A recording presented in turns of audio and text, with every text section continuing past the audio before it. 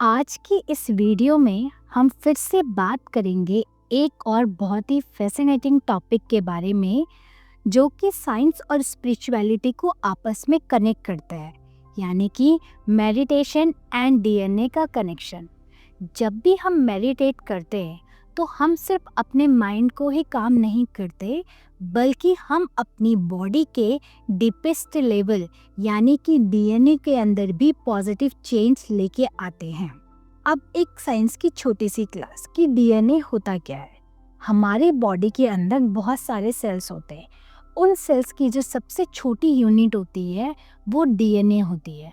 DNA exactly हमारी body के लिए ब्लूप्रिंट की तरह काम करता है, जो कि हमें हमारे पेरेंट्स से और हम अपने बच्चों में पास करते हैं। ये डीएनए डिसाइड करता है कि आपकी बॉडी कैसे फंक्शन करेगी, कौन कौन से डिजीज आपको पास ऑन होगी और आपका लाइफ कैसे रहेगा और एजिंग की प्रोसेस क्या होगी। पर साइंस कहता है कि डीएनए के अंदर जीन्स तो फिक्स होते हैं, लेकिन उसका एक्सप्रेशन फिक्स नहीं होता। यानी कि आपके अंदर ये एबिलिटी है कि आप अपने डीएनए के जीन्स के एक्सप्रेशन को कंट्रोल कर सकते हैं, और साइंस में इस सब्जेक्ट को कहा जाता है एपिजेनेटिक्स।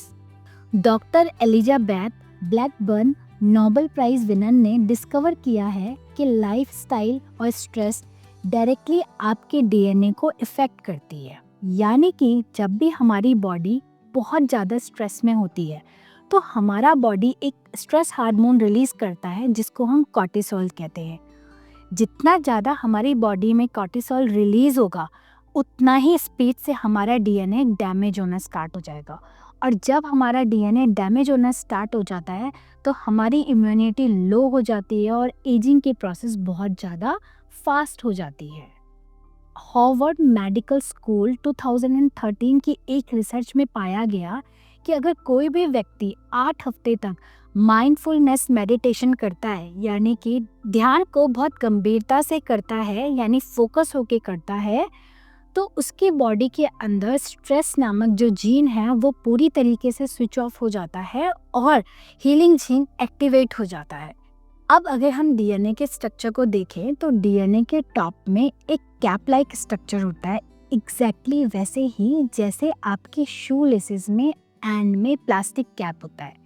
इसको हम टीलोमर के नाम से जानते हैं, यानी कि जितना लंबा टीलोमर उतना ही आपकी स्लो एजिंग की प्रोसेस, और जितनी स्पीड से ये टीलोमर घटता है उतनी स्पीड से आपकी एजिंग की प्रोसेस शुरू हो जाती है।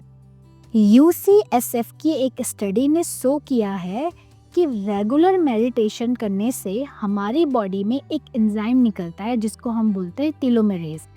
टीलोमेरेज एंजाइम हमारे टीलोमर को प्रोटेक्ट करता है, यानी कि हमारे टीलोमर को हेल्दी बनाता है।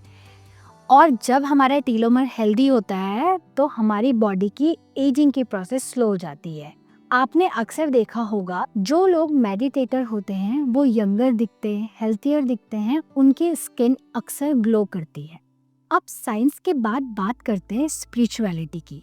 हमारी योगिक विजडम भी कहता है कि जब हम बहुत ज़्यादा मेडिटेशन करते हैं तो हमारी एनर्जी बॉडी हैप्पी और हेल्दियर हो जाती है, यानी कि हमारा ऑरा उतना ही ज़्यादा ब्राइट हो जाता है।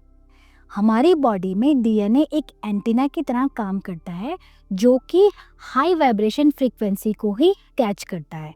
तो जब भी हम मेडिटेशन करते हैं तो हमारा डीएनए उस हाई वाइब्रेशन को कैच करता है। इसीलिए आपने अक्सर देखा होगा कि जो लोग मेडिटेटर होते हैं या बहुत ज़्यादा मेडिटेशन करते हैं उनकी इंट्यूटिव पावर बहुत स्ट्रांग होती है, उनकी बॉडी की हीलिंग प्रोसेस बहुत स्पीड अप करती है और उनका ऑरा हमेशा हाई वाइब्रेट करता है। इसीलिए जब भी आप मेडिटेटिव लोगों के इर्द गिर्द होंगे आपको हमेशा अच्छा ही महसूस होता है। एपिजेनेटिक स्टडी नेचर न्यूरोसाइंस 2016 का रिसर्च बताती है कि स्ट्रेस रिलेटेड जीन ना सिर्फ आपके अंदर चेंज लाती है बल्कि वो नेक्स्ट जनरेशन में भी ट्रांजिट होती है। सोच के देखिए, हर दिन सिर्फ 15-20 मिनट का मेडिटेशन आपके जीन एक्सप्रेशन को चेंज करके सिर्फ आपकी हेल्थ, स्लो एजिंग, डीएनए के एक्सप्रेशन को ही नहीं चेंज करता बल्कि आपके फ्यूचर जनरेशन को भी बेहतर बनाता है।